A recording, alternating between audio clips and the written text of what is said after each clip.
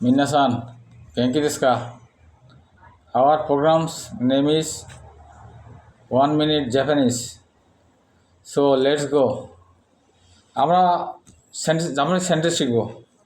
আমি school teacher. আমি ওয়াতাশি school গাক্কো teacher মানে সেন্সে। ওয়াতাশি ওয়া গাক্কো নো সেন্সে দেস।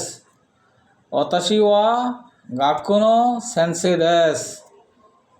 আমি 2 বছর ধরে কাজ করছি।